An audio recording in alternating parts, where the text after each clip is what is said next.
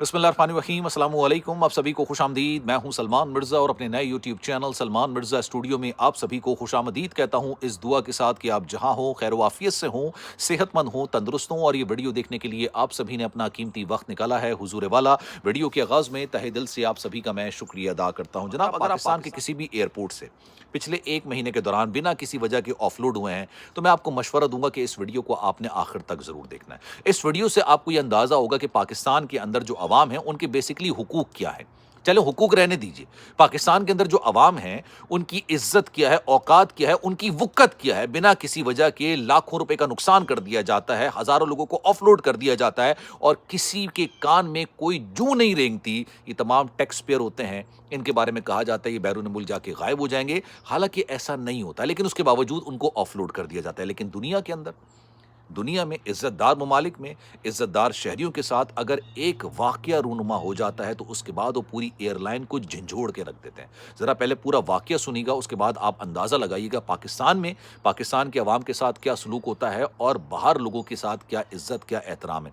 जनाब, होता ही है कि अमेरिका से एक फ़्लाइट भारत की तरफ जा रही होती है। इस फ्लाइट के अंदर एक 33 साला खातून होती हैं जो कि अपनी 3 साला बेटी के साथ ट्रैवल कर रही होती हैं। अच्छा, इन्होंने जब टिकट बुक कराई होगी इस एयरलाइन की, तब इन्होंने गालिबन शायद बताया होगा एयरलाइन को कि जनाब उनकी जो 3 साला बेटी है उसको शदीद एलर्जी है डेयरी प्रोडक्ट से। और आपको जो तिब के शोधे से ताल्लुक़ रखते हैं, जिनको पता है जनाब मेडिकल फील्ड से, कि अगर एलर्जी वाला मामला होता है ना तो ज़रा सी उसकी स्मेल भी सामने वाले के लिए बड़ी मुश्किलात पैदा कर देती है और कभी-कभी तो जानलेवा भी साबित हो सकती है। तो उन्होंने जब टिकट बुक कराया होगा तब उन्होंने बताया होगा कि जनाब हमारी 3 साल की ये बेटी है और इस 3 साल की बेटी को डेयरी प्रोडक्ट से शदीद किस्म की एलर्जी है। तो कोई भी ऐसी प्रोडक्ट, चाहे चाय हो, चाहे चॉकलेट हो, कोई भी ऐसी प्रोडक्ट जिसके अंदर दूध इस्तेमाल होता हो या जानवरों की कुछ इस्तेमाल होती हो, वो आप हमें सर्व मत कीजिएगा खाने के वक्त, क्योंकि एक लंबी फ्लाइट थी ना, अमेरिका से भारत जा रही थी फ्लाइट। अच्छा, होता ही है कि जब ये फ्लाइट चल पड़ती है, अमेरिका से फ्लाई करती है, इंडिया की तरफ जा रही होती है, तो जब भी उनको खाना सर्व किया जाता है, ये खातून जो होती हैं वो ज़िम्मेदार शहरी का हक अता करते हुए, एक वालिदा का हक अता करते हुए बार बार ये मुतनब्बे कर रही होती हैं कि जनाब हमें कोई भी ऐसी चीज़ सर्व नहीं कीजिएगा जिसमें डेयरी प्रोडक्ट हो। अच्छा, इसी दौरान क्या होता है, खातून को वॉशरूम जाने की ज़रूरत पेश आती है।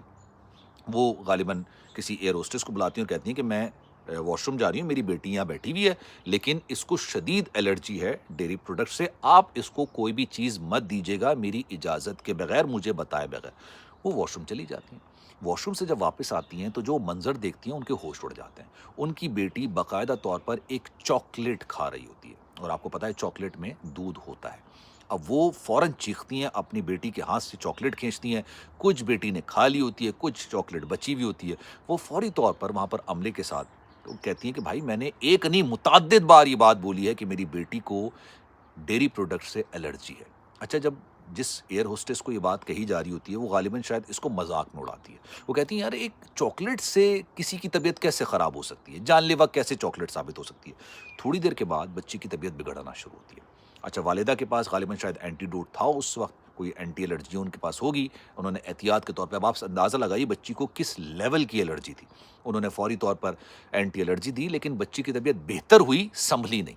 जैसी ये फ्लाइट भारत लैंड करती है, बच्ची की तबीयत बिगड़ जाती है और इनको फिर अस्पताल मुंतकिल किया जाता है। 2 दिन तक ये बच्ची आईसीयू के अंदर रहती है और उसके बाद अल्लाह ने उनकी ज़िंदगी लिखी हुई थी।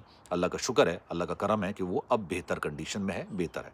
अब उसके बाद होता ये है कि जो खातून होती है ना, ये इस एयरलाइन को सू कर देती है। और सू कितने का करती हैं? $5 मिलियन का। और जो एक्सपर्ट्स हैं वो ये कह रहे हैं कि सू भी सही किया गया है और इनको मिलेंगे भी। और अगर गालिबन किसी ने गवाही दे दी कि हाँ, इन खातून ने एक नहीं मुतअद्दिद बार बोला था एयर होस्टेस को बुला के, अमले को बुला के कि भाई मेरी बेटी को डेयरी प्रोडक्ट नहीं दीजिएगा, फिर भी इन्होंने दी, तो भाई ये इससे ज़्यादा पैसे अदा किए जाएंगे। ये वाकया हमारी आंखें खोलने के मुतरादिफ है।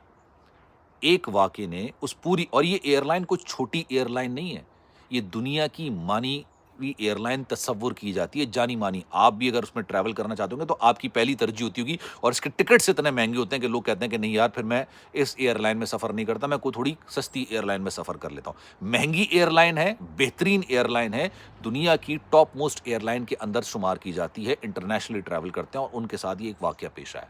अब पाकिस्तान की बात कर लेते हैं। पाकिस्तान के अंदर आप यकीन जानिए हज़ारों की तादाद में लोग रोज़ाना मुझसे राब्ता करते हैं। लोग बताते हैं हम उम्रा करने के लिए जा रहे थे, पूरे के पूरे काफ़िले को रोक लिया। کوئی کہتا ہے بھائی میں کام کرنے کے لیے آیا تھا. کام کرنے کا مطلب یہ بیرون ملک کام کرتے ہوں گے اور پاکستان کسی مقصد کے لیے آئیں گے. ایک بندے نے تو یہ بتایا کہ یار گھر میں فوتگی ہو گئی تھی اس لیے میں آیا اور اب مجھے واپس جانے نہیں دیا جا رہا. ایک ہفتے کے دوران 10 دن کے دوران میں 2 بار مجھے آف لوڈ کیا گیا.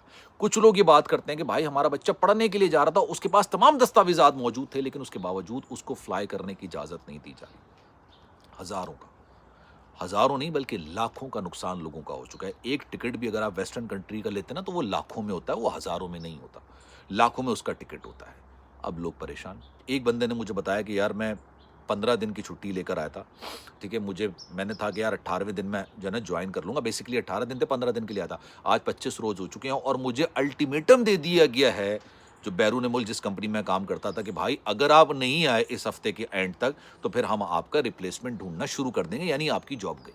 اور جو لوگ بیرون ملک رہتے ہیں, ویسٹرن کنٹریز میں رہتے ہیں, ان کو اس بات کا بخوبی اندازہ ہے کہ بھائی جتنی بھی شان و شوکت ہوتی ہے نا, جو گھر میں گاڑیاں ہوتی ہیں یا گھر آپ کا اپنا ہوتا ہے, یہ ساری چیزیں جو ہے نا وہ آپ لیز پہ لے کے چل رہے ہوتے ہیں. اگر جاب جاتی ہے تو ساری چیزیں چلی جاتی ہیں. سب سے بڑی بات آپ کی کریڈٹ چلا جاتا ہے, کریڈٹ ہسٹری آپ کی ڈسٹرائے ہو جاتی ہے. لیکن کسی کے کان کوئی فرق نہیں پڑ رہا.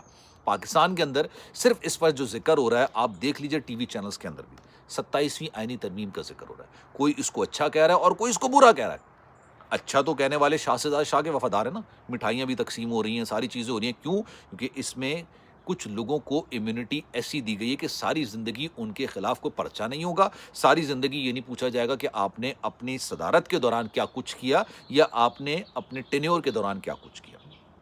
بس نہیں چل رہا تھا کہ بھائی وہ اگلی جہاں کے لیے بھی امیونٹی مانگ لیں اور کہہ دیں کہ فرشتوں کو بھی بول دیا جائے کہ ہم سے کسی قسم کا کوئی سوال نہ کیا جائے. لیکن یہ بیچارے جو رول رہے ہیں ایئرپورٹس پہ, جو بیچارے رول رہے ہیں, کسی کے کان کسی کو پرواہ نہیں ہے, کسی کو خبر ہی نہیں ہو رہی نا.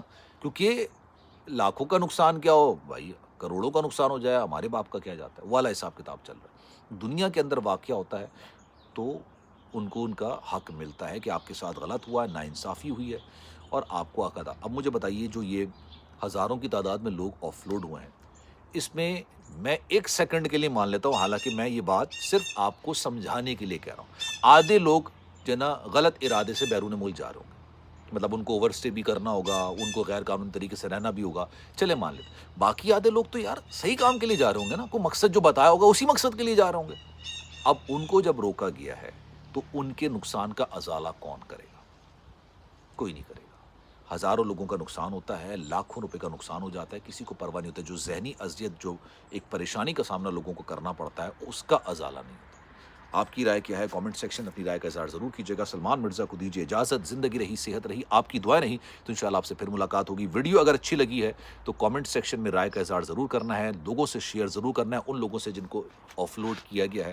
اور ساتھ ساتھ نیا چینل ہے, آپ کے پیار اور سپورٹ کی ضرورت ہے, سبسکرائب ضرور کر لیجیے گا, بیل آئیکن ضرور دبائیے گا. اللہ حافظ.